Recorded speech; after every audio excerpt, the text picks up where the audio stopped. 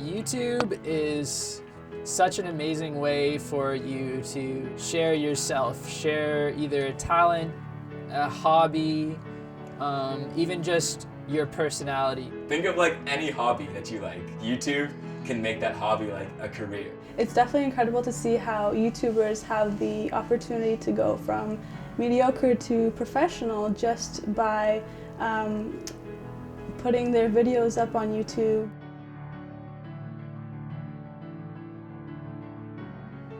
My aspiration in life is to somehow support myself, and I mean possibly a family, with something I love to do, and that's music. When I'm older, I want to own my own studio at some point, preferably in like California, but that's just the dream. Like in Toronto, would be totally fine. Sing to tons of people, sing to the masses, and move to California. Pursuing my passion for music and dedicating my life to that. Well, the main reason I use YouTube is because it has a large user base. I also love the YouTube community. It allows musicians to to express themselves in a way that would not else be possible without this form of technology. I found Jamal, I literally just messaged him after I saw one of his videos, and now he's one of my best friends. So YouTube is like a great way to not only like help people find you, but also find other people. Written on these walls are colors that I can't explain. I'm not making tons of money off YouTube, if that's what you're asking me, but success, yes. I have like tons of fun doing it. I've met tons of different people. There's this girl, Anastasia, she's like this Disney recording artist, or she was on my family channel. And she like, I had auditioned for like her tour band a while ago. Then like out of the blue, she like messaged me and she said like she saw my videos and like what I was doing, and she asked me if I wanted to like shoot something for her family channel. One little success at a time leads to the next one. And we honestly just have fun while we're doing it, so I think that's the most important part. Well, I mean, the first time we ever did a cover, I just messaged him on Facebook, and then he was like, yeah, come over and we'll like sort it out. But actually, I had to send him a voice recording of me singing because he didn't want me to come over if I was garbage, I guess. So I'll be like talking on Facebook to Stuart, or like we'll be texting or whatever, and then like one of us would be like, so like we haven't done a video in a while, and then like we'll agree like, yeah, like we should probably get on that. First step would be to choose a song. Oh, choosing the song is always the hardest part. Which is one of the hardest parts. It takes quite a bit of trial and error, some selection.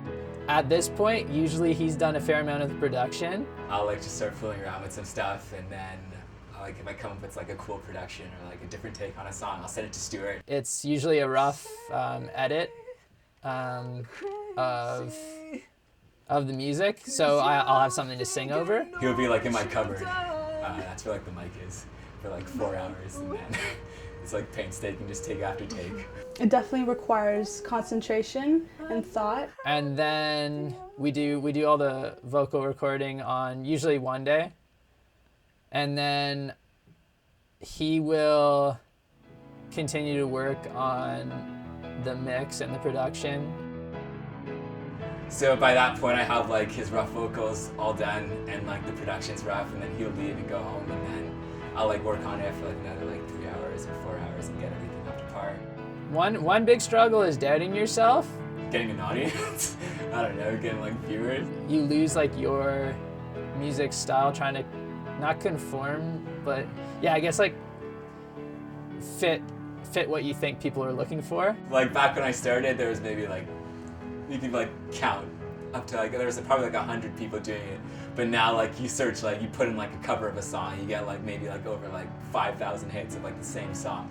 So it's kind of like making your content unique to you and getting up in the rankings, and what sets you apart from like the other 5,000, like what's gonna earn your sub versus like the other like 5,000 subs. I mean 5,000 covers that other people are doing. 5 years, I would say I want to be doing it full time. Continue to look into collaborating with even more bigger artists. I want to be able to support my content through YouTube, so I want the money coming in to be able to help me afford equipment, so like recording equipment or instruments. The goal would be,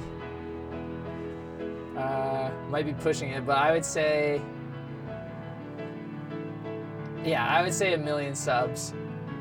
Otherwise it seems like I'm grasping at straws. I guess that's why we all do it, in order to open our lives to new opportunities and just continue forth from there. So if anything ever presented itself to me, I mean, I would definitely jump at the occasion for sure.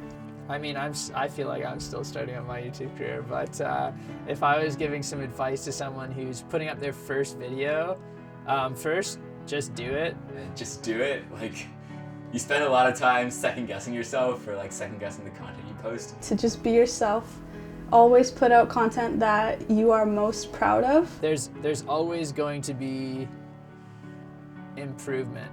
I mean, even if you look at like the best YouTubers now, they're still trying to improve and they're still trying to create stronger content. But like, what people don't realize is having videos out there like 99% of the time isn't gonna hurt your brand. If anything, it's gonna like make it stronger. It's gonna show that you're more dedicated. Tell your friends, tell your family, because they're going to be the people who start your channel. They're going to be the first people watching, and that's how other people are going to find you. They're going to find you through your friends, through your family. And that is what makes a channel most successful. I've always had a view that I need to go to university.